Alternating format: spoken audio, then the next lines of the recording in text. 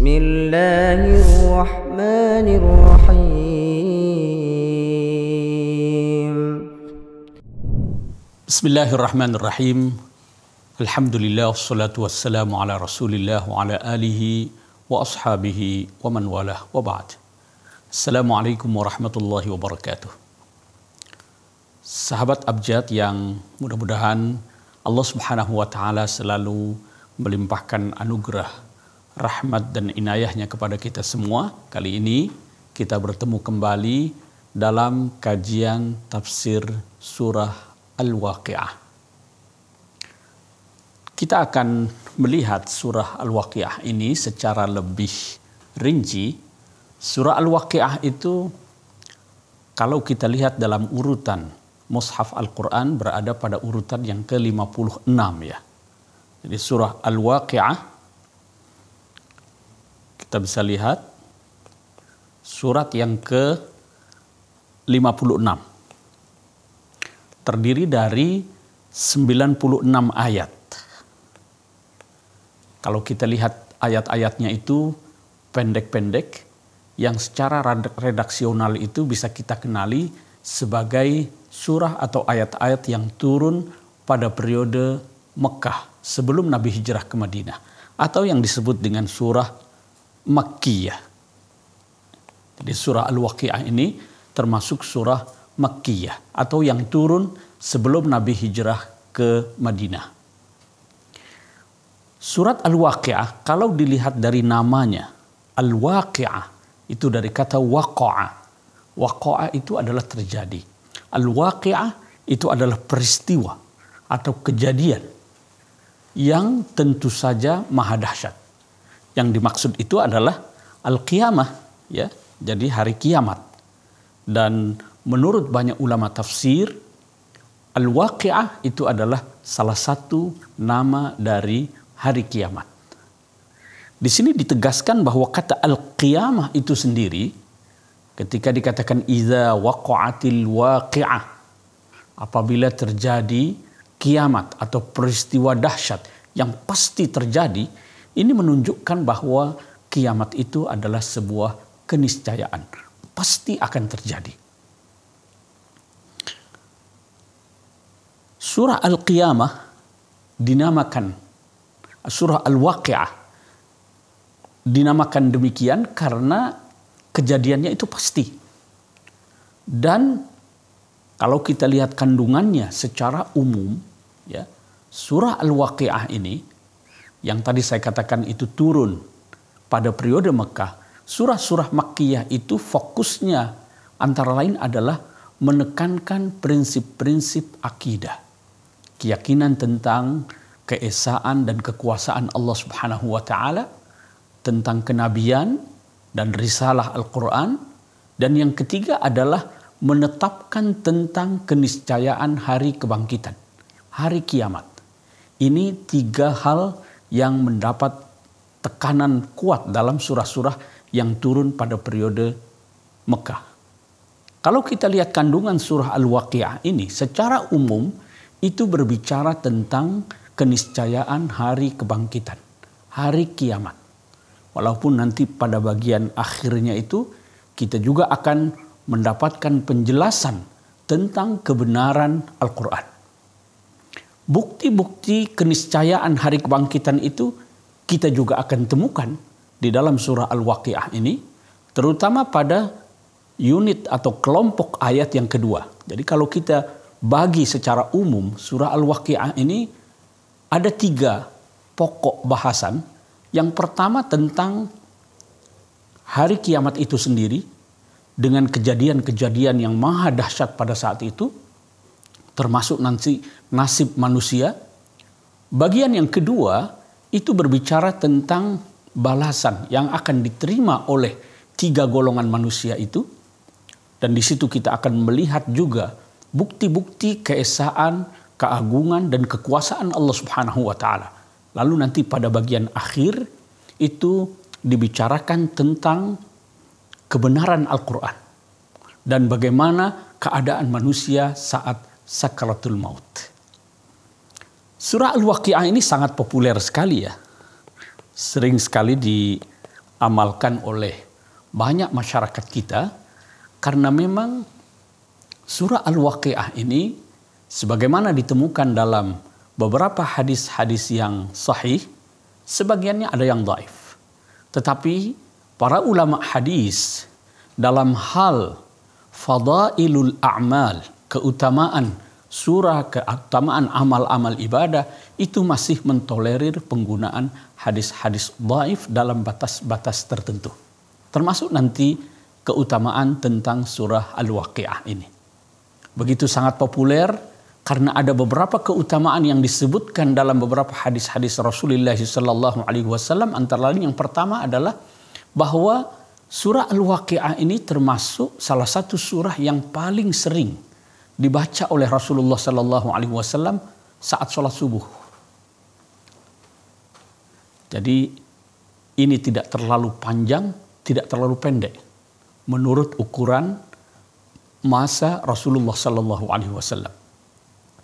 Kemudian surah Al-Waqiah ini adalah satu di antara 5 surah yang dalam satu hadis Rasulullah mengatakan syayyabatni Hud wal Waqi'ah wal Mursalat wa amma yatasaalun wa idza syamsu kuwirat. Ini ada 5 surah yang membuat Nabi itu terlihat seperti tua sekali. Membuatnya beruban. Yaitu surat Hud, surat Al-Waqi'ah, surah Al-Mursalat, surah Amma Yatasaalun, surah Idza Syamsu Kuwirat. Kalau kita lihat 5 surah ini, mengapa membuat Nabi begitu terlihat tua, beruban? Karena kandungan kelima surah ini itu secara umum hampir sama. Berbicara tentang keniscayaan hari akhir. Kedahsyatan yang terjadi pada saat itu. Sehingga siapapun yang membaca surah-surah itu dengan penuh penghayatan, dengan penuh kekhusyuan, itu dia akan tampak begitu khusyuk. Dia akan menjauhi dari kehidupan dunia sehingga tampak cepat tua. Kalau betul-betul dia menghayati kandungan yang ada dalam surah-surah tersebut. Kemudian yang ketiga, ada keutamaan lain yang disebutkan, misalnya oleh Imam Al-Baihaqi dalam kitab Syu'ubul Iman.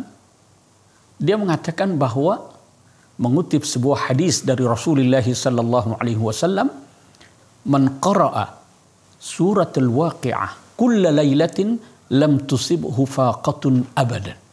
Orang yang membaca surah Al-Waqi'ah setiap malam, lam tusibhu faqah. Faqah itu apa? Faqah itu adalah al-faqr.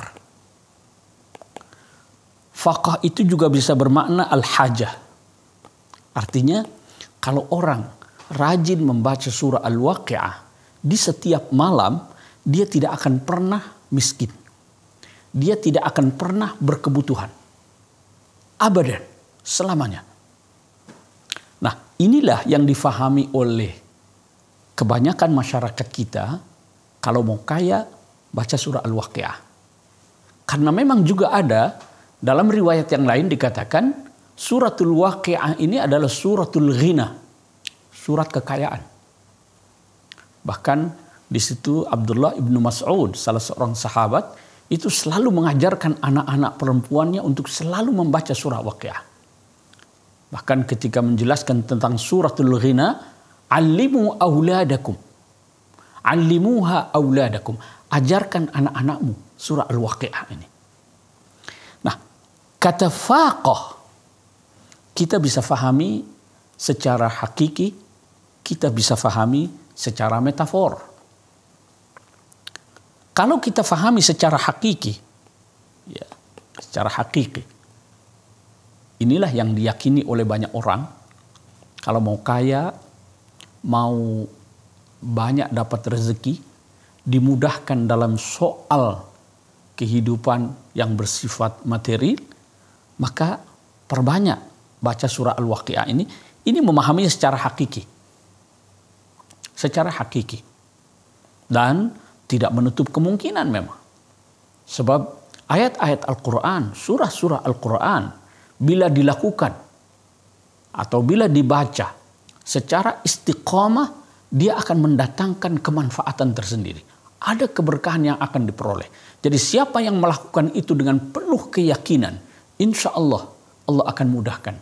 Berikan kecukupan, hal-hal yang bersifat material, kebutuhannya dipenuhi, murah rezekinya, dan lain sebagainya. Tidak menutup kemungkinan. Ada keberkahan, ada kemanfaatan dari surah Al-Waqi'ah itu kalau kita baca secara rutin.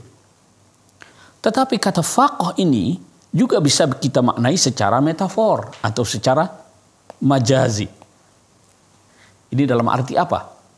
Dalam arti kalau kita renungkan, kita hayati, kita fahami betul, kita tadabburi kandungan surah Al-Waqi'ah ini yang isinya begitu sangat dahsyat, menceritakan tentang suasana hari kiamat yang begitu sangat mencekam. Lalu nasib manusia yang di situ dikatakan ada ashabul maimanah, ashabus shimal, al-muqarrabun, dengan balasan yang mereka akan terima. Lalu ditutup surah itu dengan pernyataan tentang keadaan manusia saat sakaratul maut. Kalau makna-makna itu, kandungan tersebut ditadabburi, dihayati kandungannya, orang tidak akan berpikir hal-hal yang bersifat duniawi. Pikirannya itu akan fokus pada bagaimana menghadapi hari akhir itu. Mempersiapkan diri untuk menghadapi hari kiamat itu. Sehingga hal-hal yang bersifat duniawi, dia tidak lagi membutuhkannya. Betapapun kehidupannya itu sulit, dia akan merasa enteng karena fokusnya adalah kepada hari akhir itu. Artinya apa? Mereka yang mentadabburi, yang khusyuk, merenungkan ayat-ayat yang ada dalam surah Al-Waqi'ah ini, dia tidak akan terfikir sedikit pun tentang kebutuhan yang bersifat material saat hidup di dunia ini. Dia tidak lagi membutuhkan apa-apa. Yang dibutuhkan adalah mempersiapkan diri dengan amal-amal menghadapi hari akhir, hari kiamat yang begitu sangat dahsyat, dan tentu saja berharap semoga dapat menjadi golongan orang-orang yang ashabul yamin, atau yang disebut atau juga as-sabiqun atau al-muqarrabun. Itulah beberapa keutamaan tentang surah Al-Waqi'ah. Mudah-mudahan kita semua termasuk orang-orang yang sering membaca surah ini, membaca surah-surah yang ada dalam Al-Quran, dan mudah-mudahan ayat-ayat Al-Quran yang kita baca itu mendatangkan kebaikan, keberkahan, dan kemanfaatan dalam hidup kita ini. Dan yang lebih penting lagi adalah bagaimana Al-Quran itu dapat membimbing kita meniti jalan hidup menuju kebahagiaan dan kebaikan di dunia dan akhirat. Demikian, wallahul muwaffiq ila aqwamit thariq. Wassalamualaikum warahmatullahi wabarakatuh. Shadaqallahul azim.